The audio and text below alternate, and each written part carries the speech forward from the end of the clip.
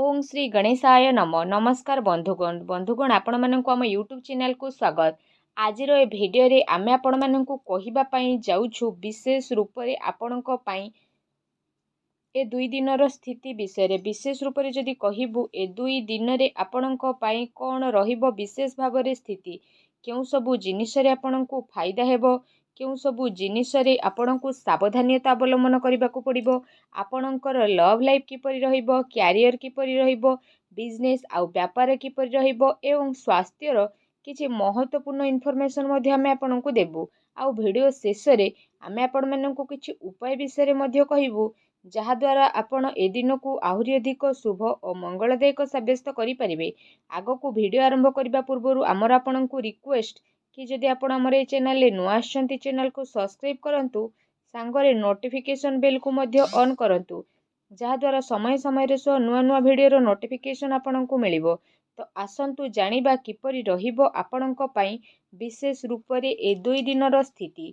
जदि विशेष भाव में आमे सबुठारु प्रथमे कहिबा कि कौन आपणक पई सतरे पॉजिटिव रहिबा पई जाउछि विशेष रूप से जदि कहिबा किछि राजनीतिक लोकंक द्वारा साक्षात आपणकर लोकप्रियता को बढ़ेइबो सांगरे जन संपर्कर कायरा विस्तार मध्य हेबो संतानक तरफरु तांकर क्यारियर को नेकी आपणको कोनोसी शुभ समाचार मध्य मिली पारे आपणकर सिद्धांतवादी दृष्टिकोण समाज आउ धार्मिक स्थल रे आपणको सम्मान जलक उपाधि मध्य प्रदान करिबो विशेष भाव में धार्मिक आउ आध्यात्मिक गतिविधि रे आपणकर महत्वपूर्ण योगदान मध्य रहिबो प्रॉपर्टी संबंधित कौनसी अटकीथिबा कार्य पूरा हेबार विशेष रूप से संभावना रहिछि।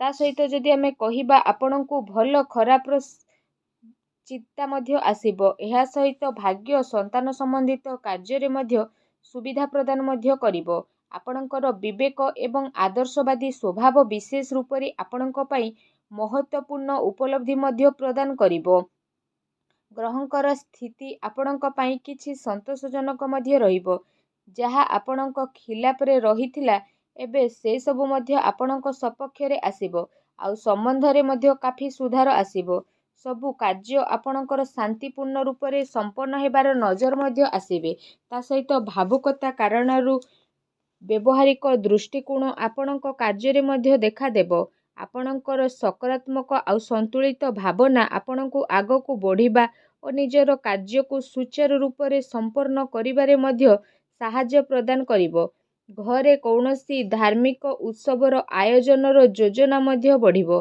आपण पुणी थरे निजे निजे को ताजा अनुभव मध्य विशेष भाव में करिबे एहा सहित अटकीथिबा बड़ पेमेंट मध्य मिलिबा कारणरू आर्थिक स्थिति रे काफी समय पर्यंत सुधार आसी जिवो जहाद्वारा आपण को काफी सुकून मिलिबो आउ आपणकर मन बहुत अधिक प्रसन्न रहिबो।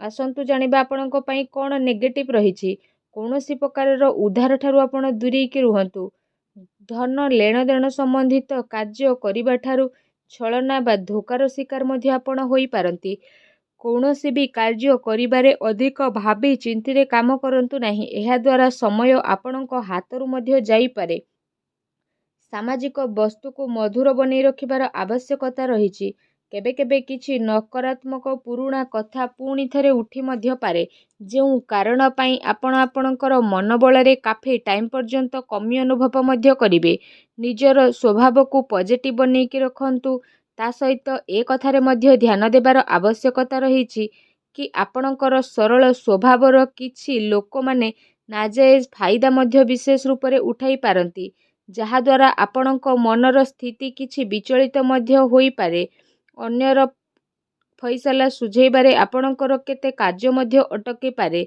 काहा सहित कौनसी वादा करिसेंती से वादा को अवश्य पूरा करंतु नचे समाज रे आपणकर छवि बिगिड़ी पारे एवं किछि लाभदायक होइकि भी आपणक कार्यरु स्थिति बाहरी मध्य जाई पारे एहा सहित जदि विशेष भाव में करिबा देखावा ठारू आपण दूरी के रखंतु ता सहित धन संपत्ति रे नुकसानदायक स्थिति जदि रहिछि तो सेथिपाई कौनसी प्रकारर निवेश को आपण बिगिड़ी दियंतु संपत्ति संबंधी विवाद रे मध्य विशेष रूप से जदि आमे कहिबा भाईंक सहित संबंध आपण खराब करंतु नहीं ପିଲାଙ୍କର ଗତିବିଧି ଉପରେ ଧ୍ୟାନ ରଖିବାର ଅତି ଆବଶ୍ୟକତା ରହିଛି। ତାଙ୍କର କିଛି ଭୁଲ ଆଦତ ବା ସଙ୍ଗତି ଆପଣଙ୍କୁ ପରିଶାନୀରେ ପକାଇପାରେ ଏବଂ ତାଙ୍କୁ ସକାରାତ୍ମକ କାର୍ଯ୍ୟରେ ବ୍ୟସ୍ତ କରିବାର ଅତି ଆବଶ୍ୟକତା ରହିଛି, ଯାହା ତାଙ୍କର ଭବିଷ୍ୟତ ପାଇଁ କାଫି ଲାଭଦାୟକ ସିଦ୍ଧ ହେବ। ଆସନ୍ତୁ ଜାଣିବା ଆପଣଙ୍କର ଲଭ୍ ଲାଇଫ୍ କିପରି ରହିବ। ଘରର ମାହୋଲ ଅନୁଶାସିତ ଏବଂ ଖୁସିଭରା ମଧ୍ୟ ରହିବ। ପ୍ରେମ ସମ୍ବନ୍ଧରେ ମର୍ଯ୍ୟାଦା ବନେଇ ରଖିବାର ଅତି ଆବଶ୍ୟକତା ରହିଛି। ଆପଣଙ୍କର ସମସ୍ୟାକୁ ସୁଲଝେଇବାରେ ଆପଣଙ୍କର ଜୀବନସାଥୀ ଆଉ ପିଲାଙ୍କର ପୂରା ସହଯୋଗ ରହିବ, ଯାହାଦ୍ୱାରା ଆପଣଙ୍କର ଆତ୍ମବିଶ୍ୱାସ କାଫି ବନିକି ମଧ୍ୟ ରହିବ। ଅତି ସମ୍ପର୍କୀୟଙ୍କ ସହିତ ମେଳ ମେଳାପ ଏବଂ ବୁଲାବୁଲିର ପ୍ରୋଗ୍ରାମ ମଧ୍ୟ ଆପଣଙ୍କର ବନିପାରେ, ଯାହାଦ୍ୱାରା ଘର ପରିବାରର ବାତାବରଣ ଖୁସିଭରା ଏବଂ ସୁଖଦପୂର୍ଣ୍ଣ ମଧ୍ୟ ରହିବ। ଆସନ୍ତୁ ଜାଣିବା ଆପଣଙ୍କର ବ୍ୟବସାୟିକ କ୍ୟାରିୟର କିପରି ରହିବ। କାର୍ଯ୍ୟସ୍ଥଳରେ ନିଆଯାଇଥିବା ଠୋସ୍ ନିର୍ଣ୍ଣୟ ବହୁତ ଭଲ ଆପଣଙ୍କ ପାଇଁ ସାବ୍ୟସ୍ତ ହେବ ଏବଂ ସଫଳତା ମଧ୍ୟ ଆପଣଙ୍କୁ ଅବଶ୍ୟ ପ୍ରାପ୍ତ ହେବ। ମାର୍କେଟିଂ ତଥା ପେମେଣ୍ଟ କଲେକ୍ଟ କରିବା ଭଳି କାର୍ଯ୍ୟରେ ସମୟ ଅଧିକ ବ୍ୟତୀତ କରନ୍ତୁ। ସେୟାର ରିସ୍କ ପ୍ରଭୃତି କାର୍ଯ୍ୟଠାରୁ ବିଶେଷ ରୂପରେ ଆପଣ ଦୂରେଇକି ରୁହନ୍ତୁ। ଆପଣଙ୍କ ସହ ଛଳନା ବା ଧୋକାଧଡ଼ି ମଧ୍ୟ ହୋଇପାରେ। ଚାକିରିରେ ଯଦି କହିବା, ବିଶେଷ ରୂପରେ ପ୍ରତିଟି ସ୍ଥିତିରେ ପରିବର୍ତ୍ତନ ମଧ୍ୟ ଆପଣଙ୍କୁ ଦେଖିବାକୁ ମିଳିବ। ଏହା ସହିତ ଯାହା ଚାହିଁବେ ସେସବୁ ମଧ୍ୟ ଆପଣ ଏ ସମୟ ପିରିୟଡ଼ରେ ପ୍ରାପ୍ତ କରିପାରିବେ। ପ୍ରତିଟି ସ୍ଥିତି ଆପଣଙ୍କ ପାଇଁ ଶୁଭ ହେବ। ଚାକିରିରେ କୌଣସି ପ୍ରକାରର ସ୍ଥାନ ପରିବର୍ତ୍ତନ ର ସ୍ଥିତି ମଧ୍ୟ ଆପଣଙ୍କ ପାଇଁ ବନୁଅଛି। କାର୍ଯ୍ୟସ୍ଥଳରେ କୌଣସି ପଡ଼ୋଶୀଙ୍କ ଦ୍ୱାରା ଲଢ଼େଇ ଝଗଡ଼ା ଯେପରି ସ୍ଥିତି ମଧ୍ୟ ବନିଯିବ। କିଛି କାନୁନ ବା ନିବେଶ ସମ୍ବନ୍ଧିତ ବିଶେଷ ରୂପରେ ଜଟିଳତାର ସାମ୍ନା ମଧ୍ୟ ଆପଣଙ୍କୁ କରିବାକୁ ପଡ଼ିପାରେ। ବ୍ୟବସାୟିକ କାର୍ଯ୍ୟ ପ୍ରଣାଳୀରେ ପରିବର୍ତ୍ତନ ଆଣିବା ଆପଣଙ୍କ ପାଇଁ ଅତି ଆବଶ୍ୟକ ରହିଛି, ଯାହାଦ୍ୱାରା ଆହୁରି ଅଧିକ ଭଲ ପରିଣାମ ଆପଣଙ୍କୁ ହାସିଲ ହେବ। ବ୍ୟବସାୟିକ ପ୍ରତିଷ୍ଠାନରେ ଅନୁଭବୀ ଏବଂ ପରିବାରର ବରିଷ୍ଠ ଲୋକଙ୍କର ଅନୁମତି ନେବା ଏବଂ ସହମତି ଦ୍ୱାରା କାର୍ଯ୍ୟ କରିବା ଦ୍ୱାରା କାଫି ସମସ୍ୟା ସବୁ ଦୂରେଇ ମଧ୍ୟ ଯିବ। ଧନ ଲେଣ ଦେଣ ସମ୍ବନ୍ଧିତ କାର୍ଯ୍ୟରେ ବିଶେଷ ଭାବରେ ଲାଭଦାୟକ ସ୍ଥିତି ମଧ୍ୟ ବନିବ, ଯାହାଦ୍ୱାରା ଆପଣଙ୍କୁ କାଫି ଖୁସି ହେବ। ତା ସହିତ କାର୍ଯ୍ୟ କ୍ଷେତ୍ରରେ ଆପଣ ପରିବର୍ତ୍ତନ ସମ୍ବନ୍ଧିତ ଯୋଜନା ବନଉଛନ୍ତି ତ ସେସବୁ ଉପରେ ଅମଲ କରିବାର ଉଚିତ ସମୟ ରହୁନାହିଁ। ଏ ସମୟରେ ଅଧିକତମ ଊର୍ଜା ଆଉ ନିବେଶ ସମ୍ବନ୍ଧିତ କାର୍ଯ୍ୟରେ ଲଗାନ୍ତୁ। ବର୍ତ୍ତମାନର ଗତିବିଧିରେ ନିଜର ଧ୍ୟାନ କେନ୍ଦ୍ରିତ କରନ୍ତୁ, ଏହା ଆପଣଙ୍କ ପାଇଁ ଶୁଭ ରହିବ। ଆସନ୍ତୁ ଜାଣିବା ଆପଣଙ୍କର ସ୍ୱାସ୍ଥ୍ୟ କିପରି ରହିବ। ବିଶେଷ ରୂପରେ ଯଦି କହିବା, ଆପଣଙ୍କର ସ୍ୱାସ୍ଥ୍ୟ ବହୁତ ଭଲ ରହିବ। ତା ସହିତ ଦିନଚର୍ଯ୍ୟାକୁ ବ୍ୟବସ୍ଥିତ ବନେଇକି ରଖିବା ଆପଣଙ୍କ ପାଇଁ ଅତି ଆବଶ୍ୟକତା ରହିଛି। ସେଥିପାଇଁ ନିଜର ଖାଦ୍ୟପେୟରେ ଧ୍ୟାନ ଦିଅନ୍ତୁ ଏବଂ ନିଜର ସ୍ୱାସ୍ଥ୍ୟକୁ ଆହୁରି ଅଧିକ ଭଲ ରଖିବା ପାଇଁ ପ୍ରତ୍ୟେକ ଦିନ ଯୋଗ କରନ୍ତୁ, ବ୍ୟାୟାମ କରନ୍ତୁ ଏବଂ ସୁସ୍ଥ ରୁହନ୍ତୁ। ଆସନ୍ତୁ ଜାଣିବା ଆପଣଙ୍କ ପାଇଁ କ'ଣ ବିଶେଷ ଉପାୟ ରହିଛି। ଆପଣ ସ୍ନାନ ଆଦି ବିଶେଷ ଭାବରେ କରିସାରିବା ପରେ ମନ୍ଦିର ଯାଆନ୍ତୁ ଆଉ ଭଗବାନ ଶିବଙ୍କୁ ବିଶେଷ ରୂପରେ ଦୁଗ୍ଧ ମିଶ୍ରି ଅବଶ୍ୟ ପ୍ରଦାନ କରନ୍ତୁ।